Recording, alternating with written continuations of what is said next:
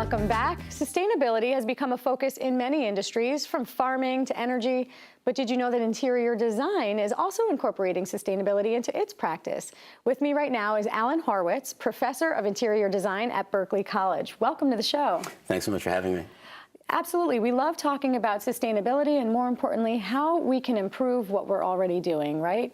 Talk a little bit about what sustainability means in interior design. Well, sustainability is a broad topic, and as it relates to interior design, it's really about creating the best possible environment for the people that are going to be living or working in particular places.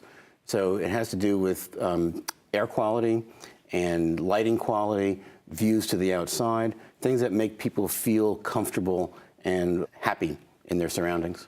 So when we talk about sustainability, it's not just what's good for the earth. It's not just what's good for our bodies, but it's also about how we feel.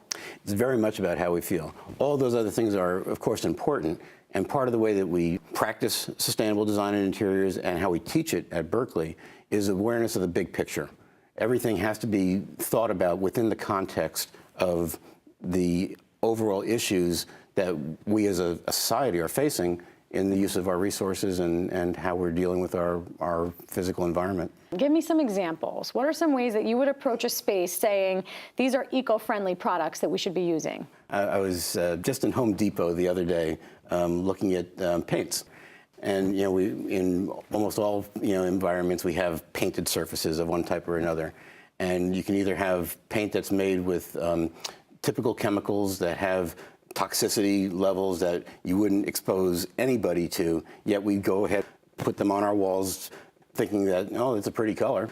This is the VOC, right? I've done a little bit of painting inside my house. I know those. Right, so that acronym VOC stands for volatile organic compounds. And volatile is the operative word there, meaning that when they interact either with sunlight or with other chemicals, they can create toxic off-gassing, which is obviously not healthy and not very sustainable.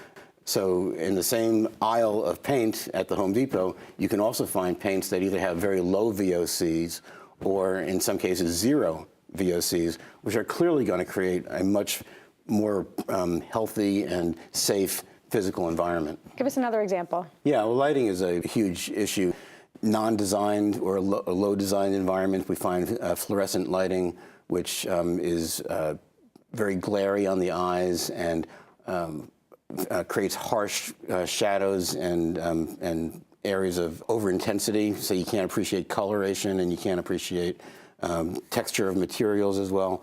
And of course, that's what we see in dressing rooms, right? Anyone who's ever gone to the mall and tried any clothes on knows that that's the case. But that's right. And so from a sustainability perspective, fluorescent lighting is horrible because it uses mercury and other types of chemicals to create the phosphors that actually make the light. And mercury is toxic. So what's a better solution? Well, in today's designed environments, we find that using what are called LED light fixtures, light-emitting diodes, have a they make the light in a different way. First of all, it's all electrically generated as opposed to making a chemical glow. And they are much more controllable in terms of the light output as well as the color temperature so that they can be calibrated to the types of finishes and surroundings of a particular environment. So you said that they can be color adjusted, right?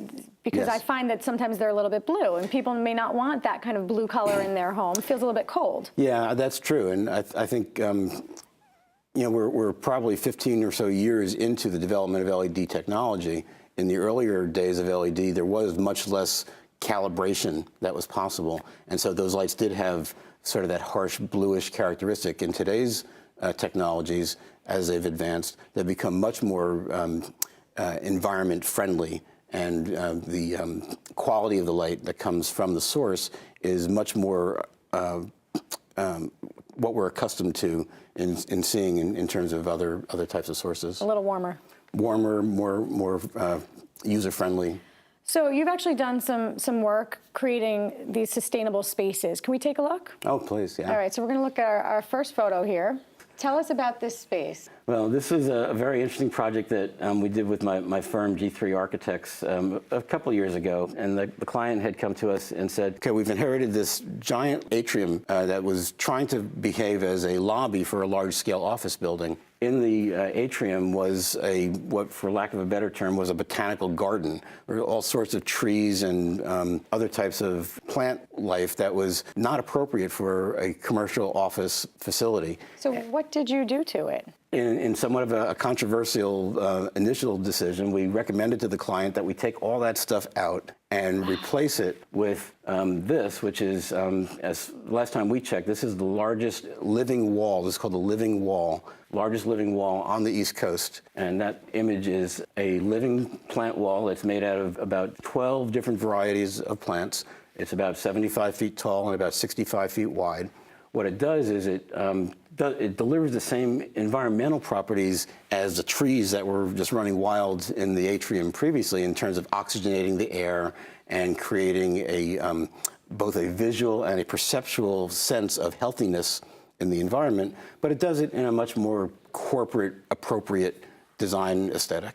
So how are you teaching this in the classroom? How are you teaching your students at Berkeley College to apply this model of sustainability? The biggest thing that we need the students to understand, as I said before, is the awareness of the big picture. Because when we think about interior design can be considered somewhat of a secondary level of design practice when you compare it to designing a building or town planning.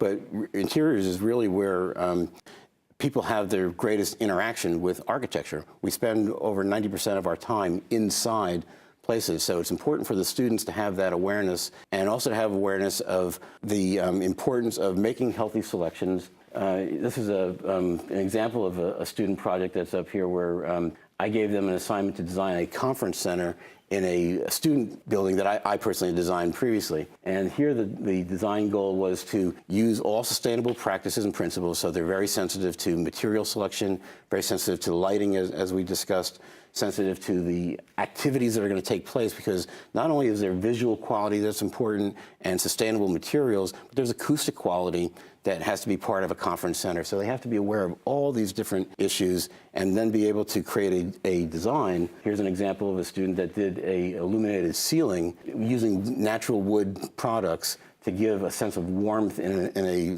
lobby of a reception area, but also create an unusual lighting effect that has some visual sparkle, as well as some very high-quality environmental touches.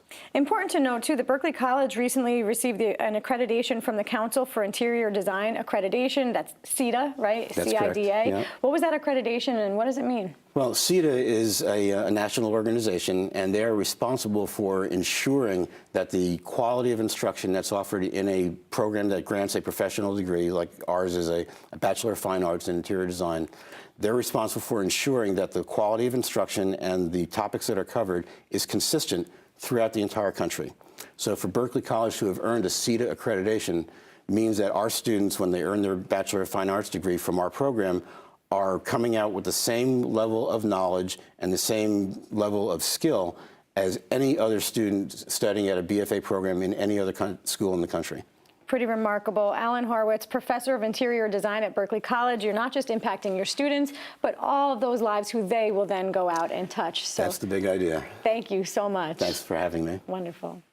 I'm Taiwan Join, Berkeley College, class of 2011, Assistant General Manager, Vera Wang.